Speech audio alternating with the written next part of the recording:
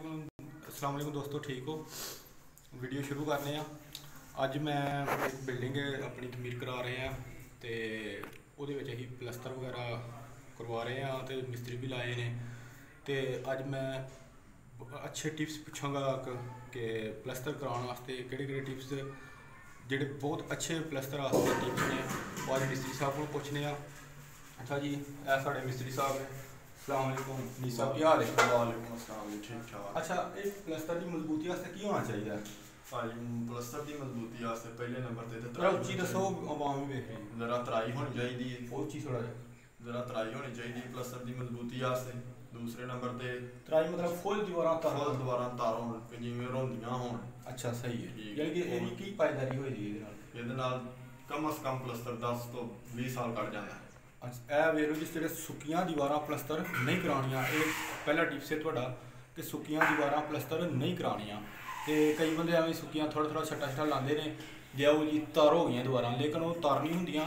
ਤਾਰ ਮਾਸ਼ਾਅੱਲਾ ਵੇਖੋ ਪਲਸਤਰ कैसा चमका मारन लिया। तो अच्छा, ये मसाले की रेशो होंगी है? मसाला मसाले एक बोरी 10 कढ़ाइयां पाई दी। अच्छा 10 तो इसको ज़्यादा भी पाई दी? इसको ज़्यादा पाने का फायदा कोई नहीं है, हर एक झड़ दी। अच्छा यार, बहुत बड़ा अच्छा टिप्स उन्होंने दसिया ने। तो यदा की हिसाब किताब होंगे? मसाला थोड़ा मैं तुम 10 पा लो, 11 भी पा सकते हैं? 11 भी। चलो जी 11 भी कर सकते हैं। दाबड़ा वड्डा हो तो 10 कर लो, दाबड़ा दरम्याना हो जिन्होंने अं तगाड़ी भी कहने, दाबड़ा भी कहने। तो यह दिखा दे इधर। अच्छा, तो होर तो नहीं पूछना कि ਇਹਦਾ ਕੀ ਮਸਲਾ ਚਪਟੀ ਦੇ ਵਿੱਚ ਕੜੀ ਦੀਆਂ ਕੀ ਹੁੰਦਾ ਹੈ? ਲੈਵਲ ਸ਼ਾਵਲ ਜੇ ਤੇ ਟਾਇਲ ਲਾਉਣੀ ਹੋਵੇ ਤੇ ਸਾਲੀ ਤੇ ਚਪਟੀ ਚ ਹੋਣੀ ਚਾਹੀਦੀ ਹੈ। ਸਾਲ ਕੀ ਚੀਜ਼ ਹੈ? ਸਾਲ ਜਿਵੇਂ ਪੈਪ ਲੈਵਲ ਦਾ ਨਹੀਂ ਹੁੰਦਾ ਨਾ, ਵਿੱਚ ਲੈਵਲ ਠੀਕ ਹੋ ਗਿਆ। ਠੀਕ ਹੈ, ਇੱਕ ਦੇ ਉੱਤੇ ਹੁੰਦਾ ਹੈ ਉਹਦਾ ਲੈਵਲ ਹੋਣਾ ਚਾਹੀਦਾ ਸਿੱਧਾ। ਹਾਂਜੀ ਬਿਲਕੁਲ ਸਿੱਧੀ ਤੀਰ ਰੰਗਣਾ ਹੋਣੀ ਚਾਹੀਦੀ। ਅੱਛਾ, ਟਾਇਲ ਲਾਣੀ ਹੈ। ਅੱਛਾ, ਬਾਥਾਂ ਦੇ ਵਿੱਚ ਟਾਇਲ ਲਾਣੀ ਹੈ। ਹਾਂਜੀ, ਉਹਦੇ ਵਾਸਤੇ ਤੁਹਾਨੂੰ ਸਾਰੀਆਂ ਦੀਵਾਰਾਂ ਕਰਨੀਆਂ ਪੈਣਗੀਆਂ। ਮੁਰਾਦ ਇੱਕ ਲੈਵਲ 'ਚ ਤਾਂ ਉੱਪਰ ਨੀਚੇ हर तरह के लैवल तो होनी चाहिए तो थोड़ी टाइल अच्छी लगेगी, सोहनी लगेगी, खूबसूरत लगेगी। अच्छा, तो यह दीवारां चपटे च भी होण ते चल जांदियां। चपटी थोड़ा ला के दसो हाँ की हिसाब किताब है? देखा जी, चपटी ला लगे मिस्त्री साहब। यह देखो जरा माशा क्लीयर है, चपटी बिल्कुल ओके है, ये बिल्कुल नाल बैठी है चपटी। ठीक है, यह हूँ ताज़ा प्लस्तर करने। तो अच्छा, ये बाद कोई फर्क नहीं पीला चपटी च? नहीं, कोई फर्क नहीं मिलना है। जे तो सही अच्छे तरीके से संभाली हो, सुक्का शुक्का ला के, जो लोड़ है सुक्का ला लो, जो गिले की लोड़ है तो गिला ला लो। सही है, तो फिर तो नहीं सुक्के की लोड़ नहीं है।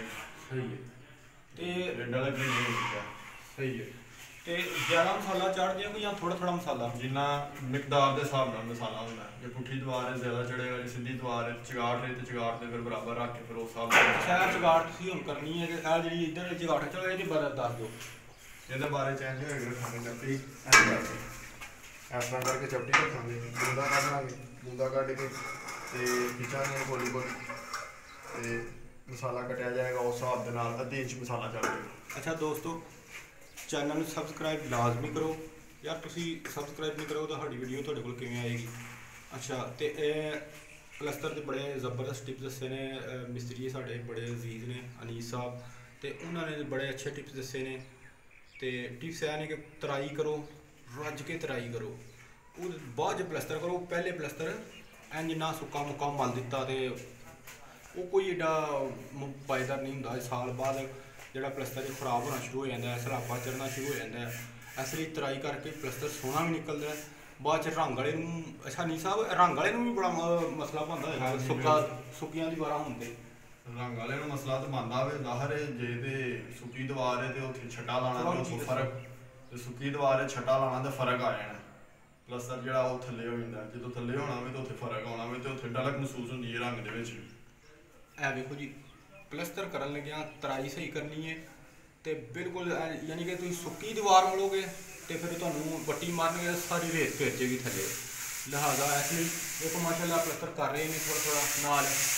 तो यह मसाला यह भाई असलम ने नाल साडे माशाअल्लाह ये बड़ी देर दे ना, ये तो समझो कि मिस्त्री भी बन गए ने, मजदूर ने साडे भाई ने साडे बड़े ने, यानी कि साडे नाल हिसाब नाल मेरे मिस्त्री दे नाल ते यह मसाला मैंने बनाया हुआ माशाल्लाह इन्होंने 4 दीवारां अज क्लीयर कर छड़ियां मैं कैमरा मैन कहना दिखा देंगे ने।